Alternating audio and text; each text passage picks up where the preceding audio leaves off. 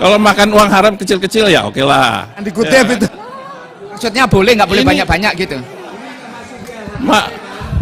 Makan uang haram sampai begitu berlebih, akhirnya Tuhan marah. Itu mas standar di dalam nilai hidup itu. Nggak ada juga di dunia ini yang malaikat, nggak ada di dunia ini malaikat. Gitu loh. Tapi juga jangan jadi setan benar, gitu loh. Fraksi Golkar bilang kalau anggota DPR tuh sulit untuk mendapatkan uang halal gitu. Dari fraksi PDIP gimana? Saya sudah bersyukur buat saya. Bersyukur sekali. Ya. Assalamualaikum warahmatullahi wabarakatuh. Salam sehat dan tentu saja salam Pancasila. Hari ini dunia politik, saya sebut begitu, mengalami sebuah guncangan. Guncangan ini sebenarnya adalah guncangan lahirnya kata-kata jujur dari dunia persetanan. Saya sebut seperti itu.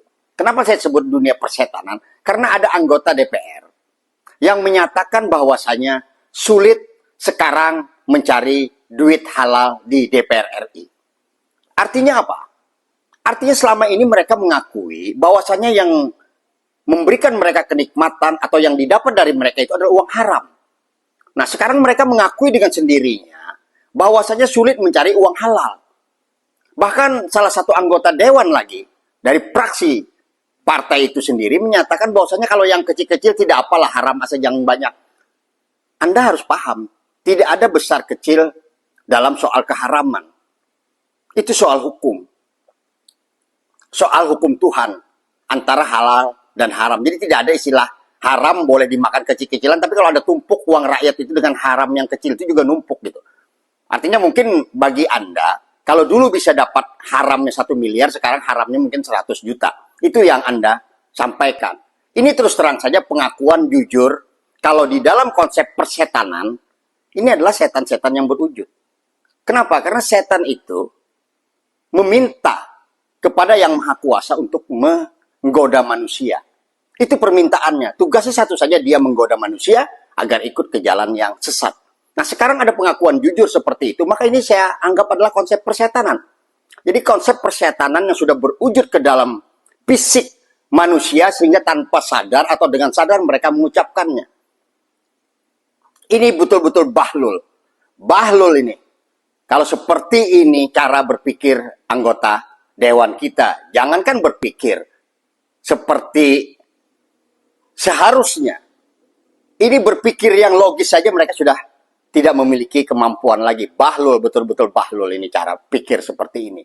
Oleh karena saya tidak ingin panjang lebar sebenarnya. Agar kegilaan ini tidak terus melanda pejabat-pejabat kita khususnya, baik yang diberikan amanah di pemerintahan ataupun yang bergerak di swasta. Maka Pak Prabowo itu jangan ngomong doang gitu. Jangan omon-omon aja. Bapak terlalu banyak omon-omon mau mengajar ke Antartika. Di depan mata Bapak itu Bapak bisa selesaikan persoalan.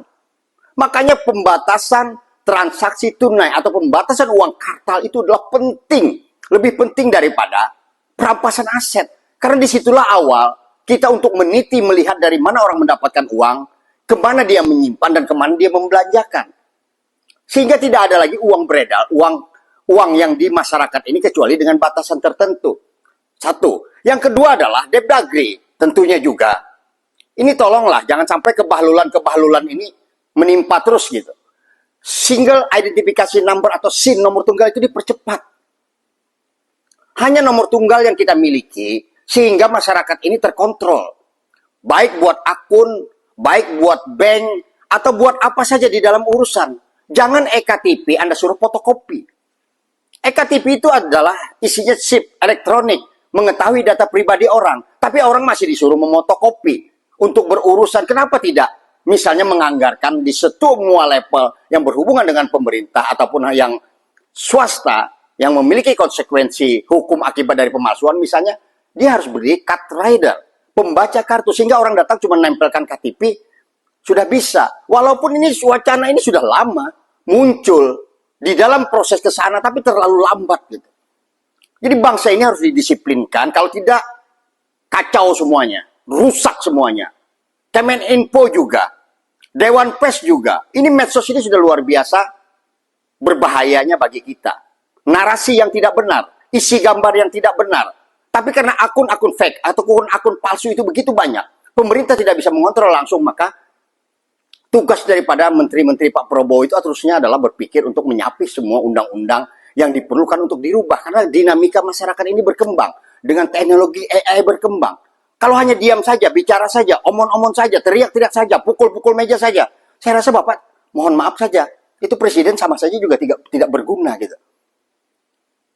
Jadi tolonglah Pak Prabowo, karena Bapak adalah pemimpin tertinggi yang bisa mengarahkan.